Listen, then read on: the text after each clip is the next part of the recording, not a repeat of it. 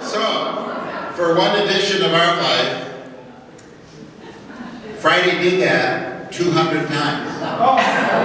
And there's one knotted cherry stem on every page. I brought mine too. And so one of the poems that she will read today of her three is simply entitled Tongue Tied. Friday will be now. I would have admitted that. I'm not ashamed.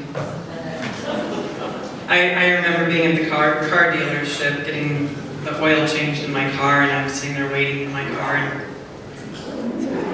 people were coming up and talking to me and asking questions. It was fun. Anyway, I brought 3 issues to read 3 poems from. This one, you can come up and check them out later, but this is what the page looks like. And yes, you created many of them, not just one. Your mouth melts in mine like a warm croissant. Slipping on the depth of your lips, we inhale into the other's sweet throat and wipe remnants of speech from the other's mouth. Your lips are full like my tea kettle, steaming of whistles and hot as the fluid inside. They wrap around mine, one at a time, and withhold them like your feelings for me.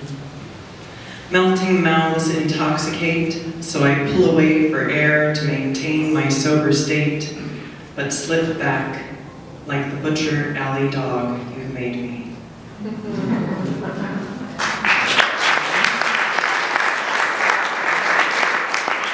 This is the issue where Tongue Tied is published, and apparently this issue is sold out. You can no longer get it. And that's what the cherry stem is. Yeah.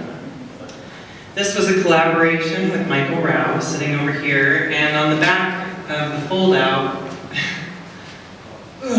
this is the whole page. Poem over here, Michael's art over here, and on the back we kind of did a little credits, which is sort of fun. How many of those were there, Freddie? I don't know, Joe. Were there 200 of this issue? Yeah, I think so. 200 times, folks. Yeah, it was good Every time. page handled 20 times. So if you do the math, you begin to realize how much effort went into these editions. That's just one thing. That's what makes them art. I only had 4 hands. This is Tongue Tied. I twist his words around in my mouth like cherry stems. Small cords tangling tight in hot saliva, so they come out the way I want, different than he intended. I collect and label those stems to recall what he said and remind him once he forgets. Stapled to my bedroom wall, the little angels sing to me, leaving me cozy in my void with all your gentle criticisms.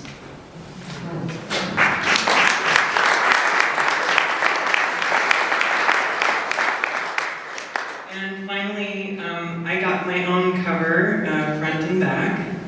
The image was generated by a friend, Eric Boyd. I had given him 2 poems, and we later had a photo session, and he kind of created photos inspired by the words. You can check these out later as well. The one I'm going to choose is the back cover. It's called Spring. Alone, I sit in the sharp corners of my empty house, incense and candles smoldering, smudging out to meditate on this thing I abandoned while you said no. Your tender, kitten-filled arms and promises of forever that only you could keep. I turned away in fear to the fluffy mews and whimpers of protest like a shard of glass, and broke away, shaking my head as you wept. I am not strong and sharp, I am not cold. This very pang carries me through each day, fast becoming my only friend, while I need you and wonder if I am sincere.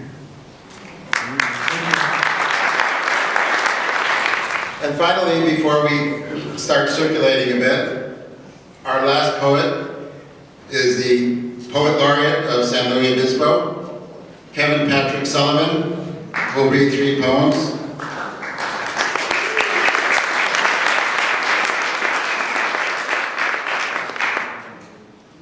Well, he thinks I'm going to read 3, but they're short, so I snuck in a couple extra.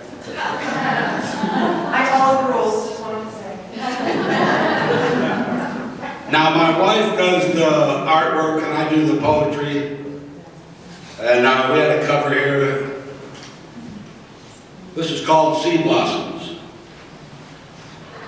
I had the good fortune of living on the ocean when I first moved to California from Detroit, Michigan in 1975 on a little 5 acres of oceanfront property. And anyway, it was just marvelous out in the middle of all undeveloped land. Sea blossoms. My mother has long, wavy green hair. She slaps at my ankles, my thighs. She wants to break over my head, knock me down in the surf, give me a taste of blood, remind me it's all the same. Where she leaves off and I begin is only a matter of form.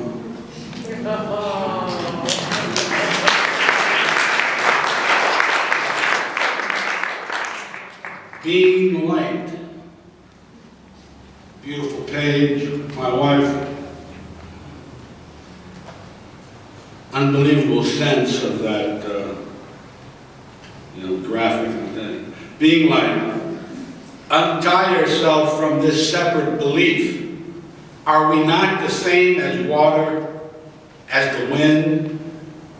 True, our hearts contain fire, still there's an act of will that determines what it burns for.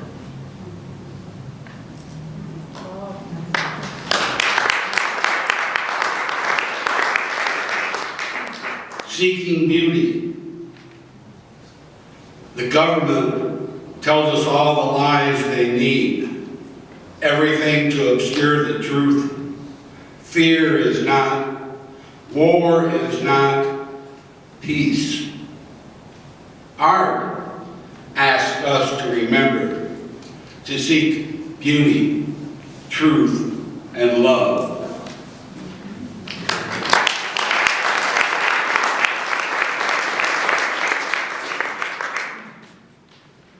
This was my mom's favorite poem.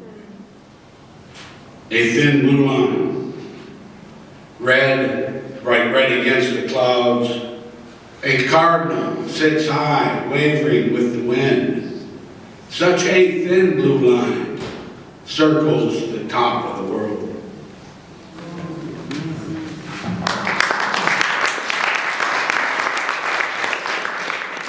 And of course, I'm going to leave us with this experience. I wrote this poem, of course, with my wife, and we were at the Sycamore Mineral Hot Springs up there. Oh, it's just a gorgeous place. If you have the time, go sit in a tub on the side of a hill underneath some oaks and sycamores. Born again. The light, the leaves, the water, and you. I come every day for the light, for the leaves, for the water, for you. Every day I come for the light, the leaves, the water. Every day I come for you. You are my renewal.